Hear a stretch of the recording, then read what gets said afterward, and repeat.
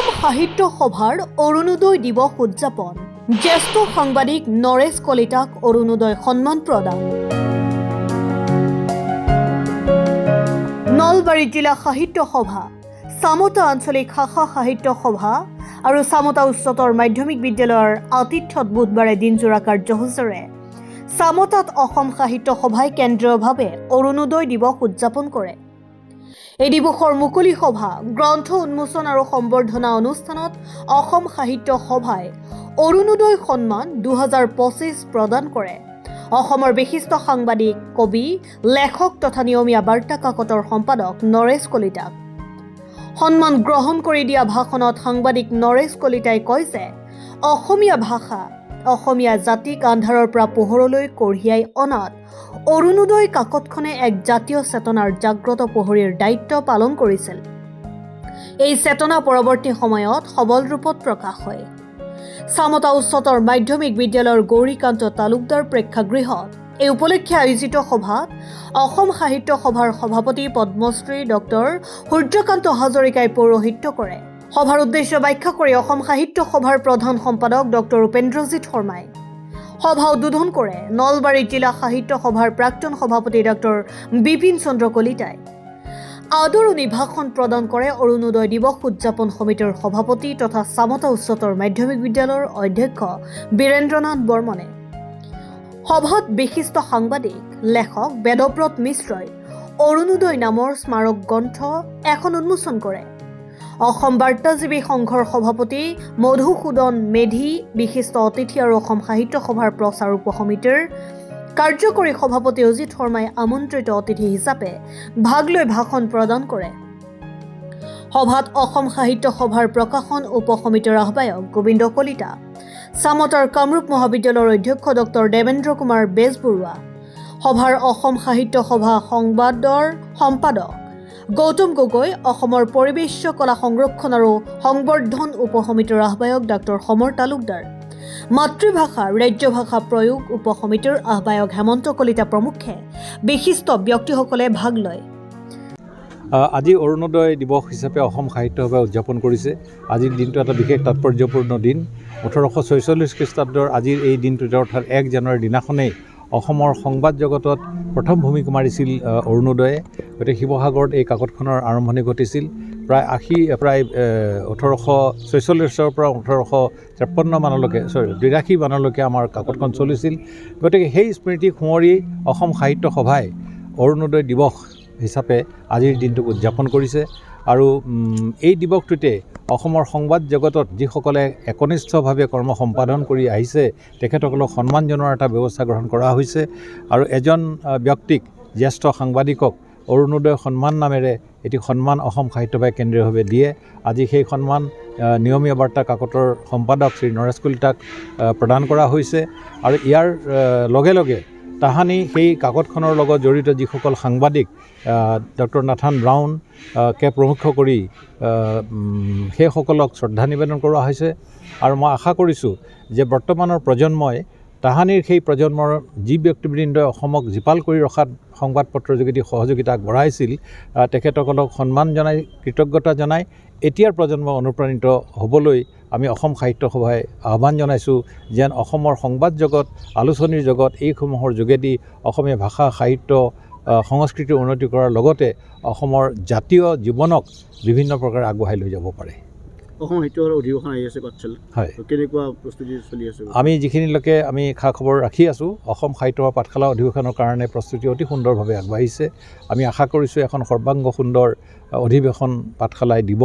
আৰু অসমৰ সাহিত্যপ্ৰেমী যিসকল বিভিন্ন ঠাইৰ পৰা আহিব তেখেতসকলক থকা মেলা খোৱা বোৱা ইত্যাদিৰ ব্যৱস্থা আৰু তাত প্ৰধানকৈ যি বিজ্ঞান মেলাৰ আয়োজন কৰিছে আৰু তাৰ লগতে এখন ডিফেন্স মেলা বুলি প্ৰতিৰক্ষা শিতানৰ এখন অতি দুৰ্লভ আমাৰ যিবিলাক প্ৰতিৰক্ষা বিভাগৰ বিষয় আছে সেইসমূহ তেওঁলোকে তাত প্ৰদৰ্শন কৰিব, তাত বুজাব যে আমাৰ ভাৰতবৰ্ষখনক বিদেশী ৰাষ্ট্ৰৰ পৰা প্ৰতিৰক্ষা কৰাৰ ক্ষেত্ৰত কেনেকুৱা ধৰণৰ ব্যৱস্থাৰ সৈতে আমি ভাৰতীয় সেনা প্ৰস্তুত হৈ আছে সেইবিলাকৰ এখন প্ৰদৰ্শনীৰ ব্যৱস্থা কৰিছে। আৰু স্থানীয়ভাৱে যিবিলাক আমাৰ দ্ৰব্য বস্ত্ৰ ইত্যাদি উৎপাদিত হয় অসমত প্ৰধানকৈ বজালী অঞ্চলত সেইখিনি তাত প্ৰদৰ্শন আৰু বিক্ৰীৰ ব্যৱস্থা কৰিছে। আৰু আটাইতকৈ যিটো প্ৰয়োজনীয় বিষয় অসম সাহিত্য সভাৰ যিটো সাহিত্যিক সন্মিলন, কবি সন্মিলন বা আমাৰ মহিলাসকলৰ কাৰণে যিটো আমাৰ বিভাগ আছে বা যুৱ প্ৰজন্মৰ কাৰণে যিখিনি বিভাগ আছে, সেই সকলোখিনিৰে সুকীয়াকৈ বিভাগসমূহে অতি নিষ্ঠাৰে সৈতে কৰ্ম আগবঢ়াই গৈছে। আৰু মই ভাবিছোঁ যে এই অধিৱেশনখনে আগন্তুক প্ৰজন্মক যথেষ্টভাৱে উপকৃত কৰিব পাৰিব। অসম সাহিত্য সভাৰ আজি 108 সংখ্যক অৰুণোদয় দিৱস, অৰ্থাৎ অসম সাহিত্য সভা 108 বছৰীয়া হ'ল। আমি সেইদিনাখন সৃজন গ্ৰামত অসম সাহিত্য সভাৰ 108 বছৰীয়া অনুষ্ঠান অনুষ্ঠিত কৰিলোঁ। গতিকে অসম সাহিত্য সভাই এই 1 জানুৱাৰীৰ দিনটো অৰুণোদয় দিৱস হিচাপে পালন কৰি আহিছে। আজি সকলোৰে জ্ঞাত, আৰু যিসকল জ্ঞাত নহয় মই তেখেতসকলক জনাইছোঁ যে 1946 চনৰ এই 1 জানুৱাৰীৰ দিনটোত অৰুণোদয় নামৰ যিখন বাতৰি কাগজ আমাৰ আমেৰিকান বেপ্টিষ্ট খ্ৰীষ্টান মিছনাৰীসকলৰ প্ৰচেষ্টাত ওলাইছিল, সেইখনে আচলতে আমাৰ অসমীয়া ভাষাৰ, আধুনিক অসমীয়া ভাষাৰ গতি নিৰ্ণয় কৰিছিল। আমাৰ ভাষাটো স্তব্ধ কৰি দিবলৈ চেষ্টা কৰা হৈছিল।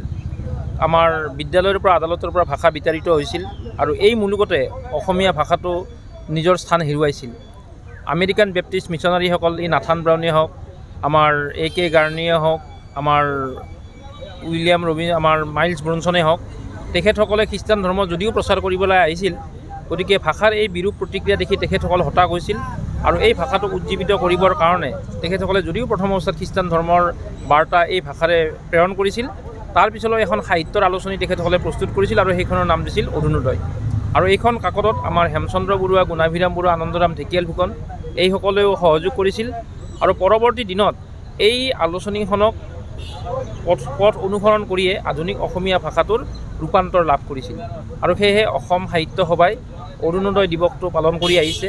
আৰু এই দিৱসটোৰ লগত সংগতি ৰাখি একোজন আমাৰ নিষ্ঠ যি সাংবাদিক, মানে নীতিনিষ্ঠ সাংবাদিক, আদৰ্শৱান ব্যক্তি আমি অসম সাহিত্য বা অৰুণোদয় সন্মান আমি প্ৰদান কৰি আহিছোঁ। এইবেলি এই সন্মান আমি প্ৰদান কৰিবলৈ আগবাঢ়িছোঁ। আজি আমি প্ৰদান কৰিম এগৰাকী নিষ্ঠাৱান সাংবাদিক, আমাৰ জাতীয় জীৱনৰ সেৱক, তেখেত এগৰাকী কবি সাহিত্যিক, আমাৰ বৰ্তমানৰ নিয়মীয়া বাৰ্তাৰ সন্মানীয় সম্পাদক নৰেশ কলিতা মহোদয়ক। আজি খন্তেক সময় পিছতে আমাৰ অসম সাহিত্য সভাৰ সন্মানীয় সভাপতি সূৰ্যকান্ত হাজৰিকা মহোদয়ৰ সভাপতিত্বত এই সভাখন অনুষ্ঠিত হ'ব। আমি এটাই বাৰ্তা দিব বিচাৰিছোঁ, 7 সাগৰ 13 নদীৰ পৰা অহা আমেৰিকান বেপ্টিষ্ট মিছনাৰীসকলে অসমীয়া ভাষাটো উদ্ধাৰ কৰি থৈ গ'ল। গতিকে যদি আমি ভাষাটোক বিশ্বৰ সভালৈ লৈ যাব লাগে, ইতিমধ্যে অসমীয়া ভাষাই ধ্ৰুপদী ভাষাৰ মৰ্যাদা লাভ কৰিলে। আজি এই নৱবৰ্ষৰ দিনটোত আমি ভাৰতবৰ্ষৰ সন্মানীয় প্ৰধানমন্ত্ৰী নৰেন্দ্ৰ মোদী মহোদয়লৈ, অসম চৰকাৰৰ সন্মানীয় সুদক্ষ মুখ্যমন্ত্ৰী হিমন্ত বিশ্ব শৰ্মাদেৱলৈ অসম সাহিত্য সভাৰ তৰফৰ পৰা আন্তৰিক অভিনন্দন, কৃতজ্ঞতা জনাইছোঁ যে 3 অক্টোবৰৰ সেই দিনটোৱে আমাৰ ভাষাক এটা স্থায়ী আমাক সন্মান দিলে, এয়া ধ্ৰুপদী ভাষাৰ মৰ্যাদা। আৰু এই ধ্ৰুপদী ভাষাৰ মৰ্যাদাই এই ভাষাটোক বিশ্বলৈ লৈ যোৱাৰ পথ প্ৰশস্ত কৰিলে। এতিয়া এই কৰ্তৃত্ব আমাৰ অসমীয়া জাতিৰ হাতত, প্ৰতিগৰাকী অসমীয়া ব্যক্তিৰ হাতত। গতিকে আমি ভাষাটো শুদ্ধভাৱে আমি শিকিব লাগিব, শুদ্ধ ৰূপায়ণ কৰিব লাগিব, আৰু বহুল প্ৰচাৰ কৰিব লাগিব। আৰু এই ভাষাটোৰ যিয়ে বিৰুদ্ধাচৰণ কৰে, তাৰ বিৰুদ্ধে আমি এক প্ৰবল জনমত গঢ়ি তুলিব লাগিব। আমি য'তেই নহওক, আমি আমাৰ ভাষাটোক, আমাৰ সাংস্কৃতিক পৰম্পৰাক আমি প্ৰতিষ্ঠা কৰিব লাগিব, যিকোনো ত্যাগৰ বিনিময়ত। আজি আপোনালোকে হয়তো নিশ্চয়কৈ জানে, যেতিয়া আমাৰ নাথান ব্ৰাউন যেতিয়া আমেৰিকালৈ উভতি গৈছিল, আমেৰিকালৈ উভতি যোৱাৰ পিছত তাৰ পৰা যিখিনি চিঠি পঠিয়াইছিল, সেই চিঠিখিনি কিন্তু তেওঁ অসমীয়া ভাষাত দিছিল। সেই কথাবিলাকৰ পিছতো আজি আমি ইংৰাজীৰ, হিন্দীৰ ধামখুমীয়াত পৰি আমি জাতিটোক আমি নষ্ট কৰাৰ, ভাষা আৰু সাংস্কৃতিক পৰম্পৰা নষ্ট কৰাৰ যি প্ৰক্ৰিয়া আৰম্ভ কৰিছোঁ, গতিকে সেইটো আমি সমূলি ৰোধ কৰিব লাগিব। আমি জনগোষ্ঠীয় ভাষাৰ, জনগোষ্ঠীয় সংস্কৃতিৰ আমি বিকাশ সাধনৰ কাৰণে অসম সাহিত্য সভাই সৰ্বতোপ্ৰকাৰে চেষ্টা কৰিছে। আৰু সকলো ভাষা সংস্কৃতিক ৰক্ষা কৰিও কিন্তু আমাৰ এই যিটো আমাৰ সংযোগী ভাষা, অসমীয়া ভাষাৰ শ্ৰীবৃদ্ধিৰ কাৰণে আমি প্ৰতিগৰাকী ব্যক্তিয়ে, অসম মুলুকৰ প্ৰতিগৰাকী ব্যক্তিয়ে আমি এই ক্ষেত্ৰত অপুৰুষাৰ্থ কৰিব লাগিব। আৰু এয়াই হ'ল অৰুণোদয় দিৱসৰ মূল বাৰ্তা। এই বাৰ্তাই মই অসম সাহিত্য সভাৰ জৰিয়তে প্ৰতিগৰাকী অসম প্ৰাণৰ ব্যক্তিলৈ মই জনাব বিচাৰিছোঁ। আৰু সেইখিনি মই আজি আপোনালোকৰ আগত প্ৰকাশ কৰিলোঁ। চিৰচেনেহী মোৰ ভাষা জননী, জয় আই অসম। চামতৰ পৰা ৰাজেন বৈশ্যৰ ৰিপৰ্ট, অসম টাইম। ঘৰত আনন্দ আৰু সম্পৰ্কৰ চমক বজাই ৰাখিবলৈ জৰুৰী হৈছে সকলো আনন্দময় মুহূৰ্তত মৰমৰ উপহাৰ দিয়াটো। সেইবাবে মধুশ্ৰী জুৱেলাৰ্ছে আনিছে সকলো ৰঙীন ক্ষণৰ বাবে বিশেষ গহনা। হীৰাৰে হওক, সোণৰে হওক বা ৰূপৰে হওক, শ্ৰেষ্ঠ ডিজাইনছ আৰু হলমাৰ্কযুক্ত গহনাই ৰাখে সম্পৰ্কক নিখুঁত। তেনেহ'লে আজিয়ে আনক আনন্দ মধুশ্ৰী জুৱেলাৰ্ছৰ সৈতে। যোগাযোগ কৰক 7002800341 নাইবা ভিজিট কৰক LNB ৰোড, নলবাৰী, অসম।